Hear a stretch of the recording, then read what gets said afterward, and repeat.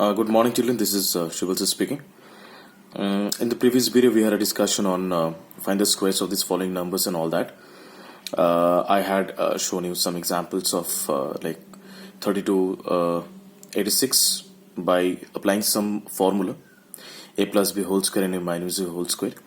Now we are going to start a very new thing, that is Pythagorean triplets. What is Pythagorean triplets? That I'll definitely make you understand. Before we go for that, I want you to explain that there are some numbers. Numbers comes with some relation.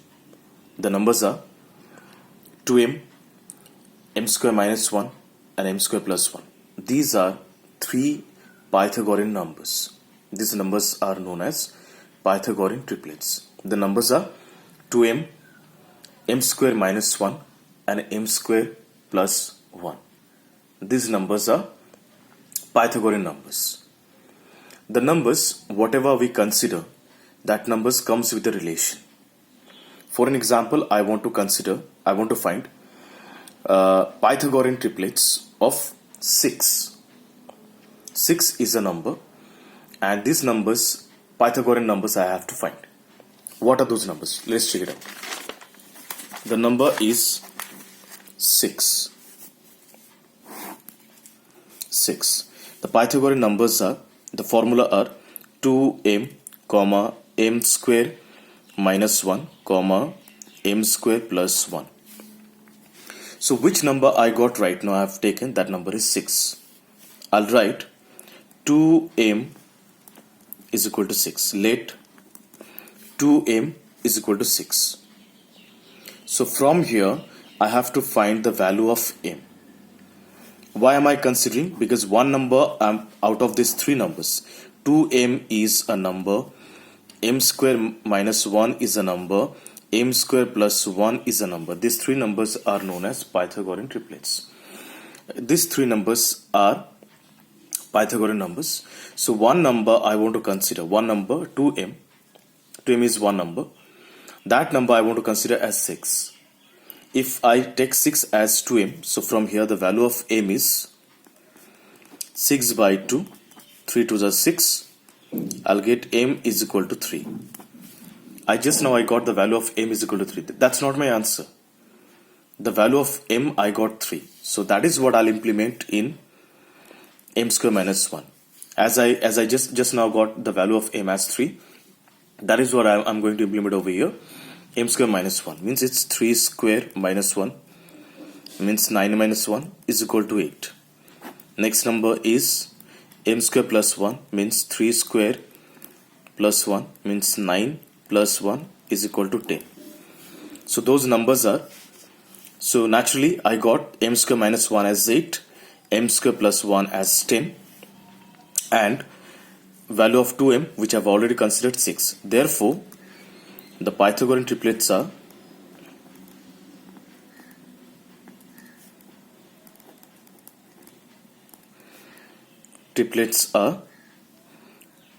6, 8, 10. Why 6? Why not 3? Because I have considered 2m as equal to 6. So already one number was 6. This is the 3 was only the value of m, which I am using in m square minus 1 and m square plus 1 in order to get the other numbers. So children, so three numbers are 6, 8 and 10. 6, 8 and 10. Next is what? Suppose next number I'm considering 14. Next number is 14 and I have to find other two numbers. So as I know the formula, 2m is one number, m square minus 1 is other number, m square plus 1 is another number. So here, what I'm taking over here, I'm taking 2m is equal to 14.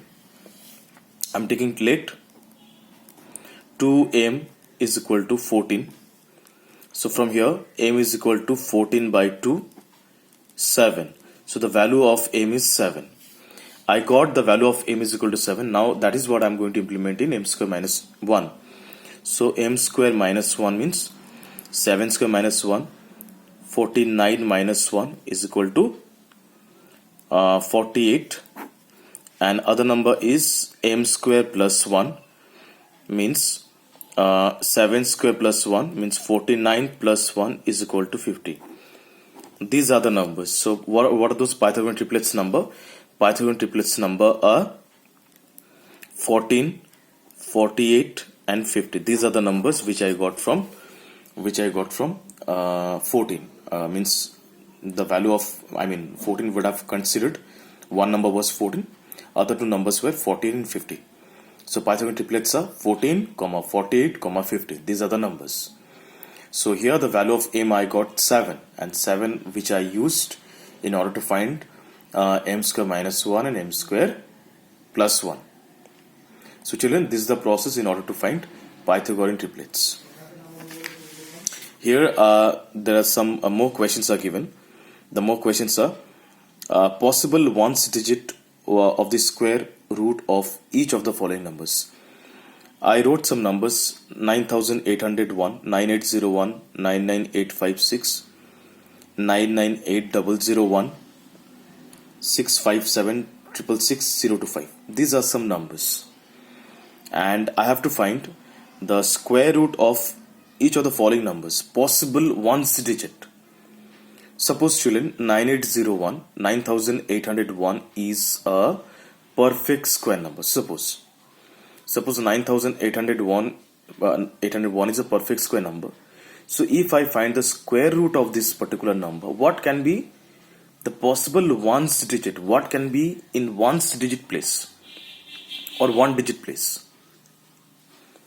So children, here is one thing that we have to understand. What are the numbers gives 1? Suppose 9801, the last digit is 1 over here. Which two numbers, if you multiply, we can possibly get 1? Suppose 1 ones are 1, 1 ones are 1, or 9 nines are 81. 81's last digit is 1. I'm repeating my word once again. I know it's very hard to understand. For an example, suppose I took a number 144. 144. The square root of 144 is 12. That we know. Square root of 144 is 12. But here is one thing. If I consider 144, root over of 144 is 12. So in this particular number, what are the possible digit we may get from here? In ones digit.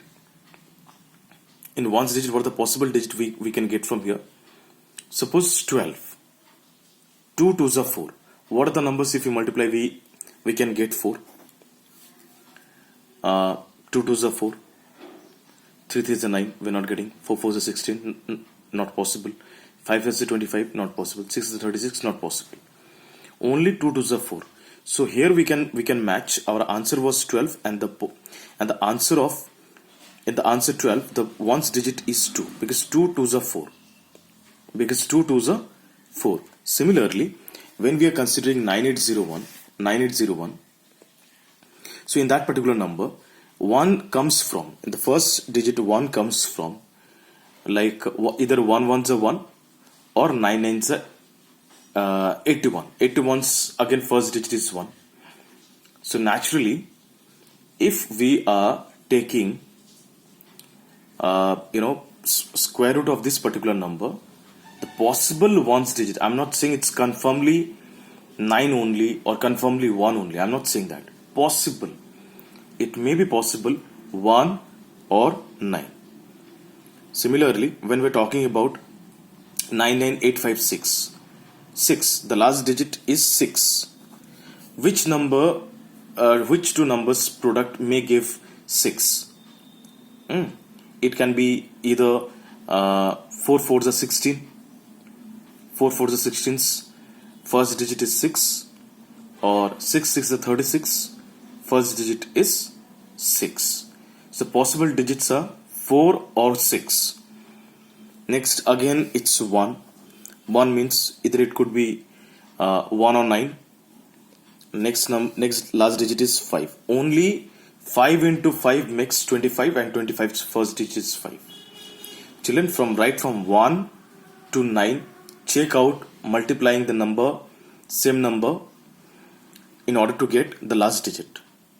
As I'm getting 1 1 is a 1, not matching. 2 2 is a 4, not matching. 3 3 is a 9, not matching. 4 4 is a 16, not matching. 5 5 is a 25. Yes, 25 may be the first digit of square root of this number is 5. Maybe the ones digit of the square root of this number may be 5. So it's 5 5 is a 25. 6 36, not matching. 7 7 is a 49, not matching.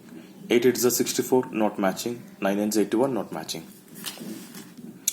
Now, children, in next number, without doing calculation, find the numbers which are surely not a perfect square. I wrote some numbers and which are surely not a perfect square. That is what I have to find from here. Children, there are some rules, as I have explained the previous, almost at the first video of this particular chapter, that the numbers which are having the last digits are either 0, 1, 4, 5, 6 or 9, or even number of zeros. That number possibly may a perfect square number. I'm not saying surely they'll be perfect square number. They may be a perfect square number. Suppose 0, 1, 4, 5, 6 or 9. These numbers may be a perfect square number if numbers are ending with such digits, but it's not mandatory that they have to be perfect square. But one thing, if the numbers are ending with other than these digits, other than 0, 1, 4, 5, 6 or 9, they are surely not a perfect square. I'm repeating my word once again, children. If the numbers are ending with 0, 1, 4, 5, 6 or 9, maybe they are a perfect square. Maybe.